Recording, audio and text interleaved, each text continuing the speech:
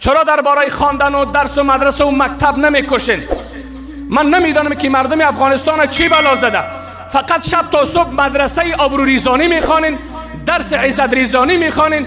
یک کسی که در اونجا موال واقعیت خود میبینین، نه در صفحات اجتماعی فلانی زنا کرده است، او بی دین، او بی شرف. چرا عزت یک کسی در صفحات اجتماعی میگذاری؟ هر کسی که اگر مولوی هستی، مجاهد هستی، عالم هستی، دانشمند هستی، آبرو ریزاندن گناه کبیره است. چرا ویدیوش در صفحات میگذارین؟ اونم به نام مولوی باز زیرش مردم نوشته میکند. من نمیدانم که ملت چی وقت خوشحال میشه، چرا از این احمقیت میبراید. گپ ما تیزتر است، خفه نشین، واقعیت است. مردم در کجا گشته؟ یک جوانی تاجیکستانی که 70 سال زیر اثر روس دهری تربیت میشه، حال آزادی میگیرد، حدیث میخواند، میگه ای مردم افغانستان چرا در پشت آبروریزانی یک فصل مسلمان میگردین؟ چرا آبروریزانی وظیفه تان است؟ معاذ فلانی گناه کرده بود، صحابه کجا نشرات کرده بود؟ شرم بکنین. این شما را در کجا میکشاند؟ آیا بوزکشی درد یتیم را تربیه میکند؟ آیا بوزکشی و این مستی ها و این شبکه خنده آیا شکم یتیم را سیر میکند؟ مردم در کجا رسیدن؟ شما عالم به آبرو عزت مردم بازی میکنید. شرم و حیا بکار است. آن ملت از خدا بترسین. تا توانی پرده ای مردم بدوز، تا بدوزد پرده را پرده دوز. تا توانی پرده ای مردم ندار، تا ندارد پرده را پرده در. دیگه وظیفه ندارین، دیگه کار ندارین، چون اکثر کتاب نمیخوانی. شرم و حیا بکن آبرو عزت یک مسلمانه. و اگرچه گناه کرده، اشتباه کرده، اما با این اندازه حق تو نیست که در صفحات آبرو عزت یک کسی را میریزانی. حضرت رسول علیه السلام با عبدالله بن عباس در قید خانه کعبه مشرفه کار میکرد. یک از حقوق انسانهای مسلمان حفظ جانش است، به جان کس صدمه نرسان. اگر رسان تو مسلمانی واقعی نیستی، اگر حلال بدانی کافر میشی. در گرد خانه مشرفه طواف میکرد. عبدالله بن عباس میگه ما بدوش باش پهلوی رسول کریم علیه السلام بودم. گفت صدا کرد که خانه کعبه چه خانه زیبای مرغوب استی، چقدر زحمت هم داری بازم مزه میتی، طواف در گرد تو مزه میته. این کسایی که حج کردن سال دیگر وقتش برسد دلش میتپد، با همون پاهایی که آبله کرده، با همون شاردگی پاهایش بازم میگه الله مرا بار در این خانه ببر. در گرد خانه طواف کرد. گفت ای خانه بسیار خانه زیبا و مقبول و مرغوب است که هر کس دلش به تو تمایل داره که چرخ بخورد. عبدالله بن عباس سائل کرد که علیه السلام همچون یک خطاب به خانه کعبه میکنه. گفت ای عبدالله بن عباس این خانه مقدس است، مکرم است، معظم است، اما یک چیز از این خانم که در پیش الله ارزش داره. عبدالله بن عباس گفت حیران ماندم کو چیست؟ گفت ای عبدالله بن عباس آبرو ریختاندن یک مسلمان گناهش بالاتر است از چپه کردن خانه کعبه مشرفه. دیگه وظیفه ندارید که فلانی چرا دختر نکرد، فلانی چرا بچه نکرد، اونو غریبی دیگه خود در بدر کردین، اونم به نام رئیس مولا میزنین.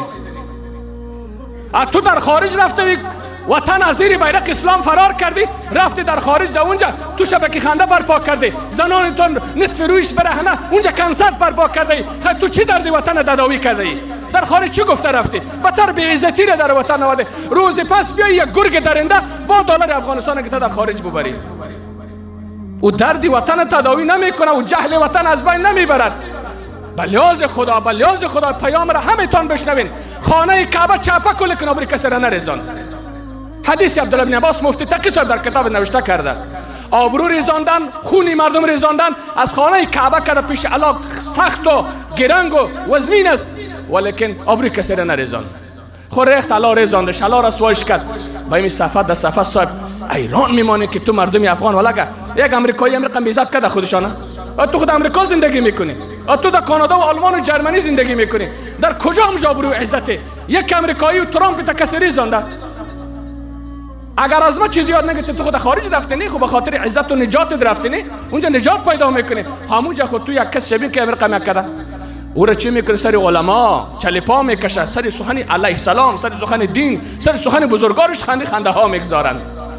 او را بچه ترام نمیکنه، او را بچه رئیس الوزرای اسرائیل نمیکند، او را یک فرد افغان بچه من تو میکند. او درد ما تداوی نمیشه بچه، او تو را به جنت نمیبرد، او تو را عزت نمیته، او درد وطن تداوی نمیکنه. او مادر که از 4 سال دما پیام میته میگه مرا سیل ولایتای او طرف همه زندگی ما برده با 4 تا 3 تا طفل در خانه در طرف علی چوپان زندگی میکنم. هر شبی نیست که من زنگ میزند بگم اولادم میمیره. درد اشک اون یتیم را کی تداوی میکند؟ اون فرزند شهید را امروز اشکش در روزای عید رمضان کی پاک میکند؟ او شبکه خنده ای را تداوی نمیکند.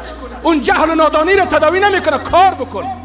گفته او دکتر صاحب آشنا ما گفت از امریکا پا سر پا نشسته قهوه را میخوره، تیاری بستر نشینش آمده در بغل زنی تو را میزنه. تو نشسته که آبروی مردم بریزانی. امریکا را شکست میت آبروی ریزانی تو.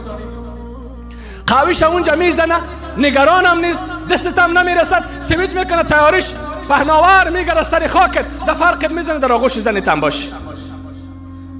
تو چی کده میتونی؟ تو فقط سویچ کو، فقط چی بکو؟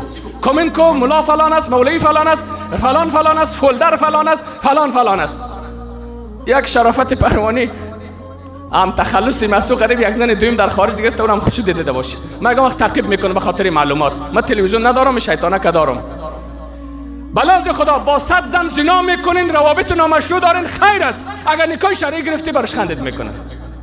کفر است. کفر در برابر آیه خدا ایستاد شدن کفر است. فنکحوا ما طاب لکم من النساء مثنی و ثلاث و رباع.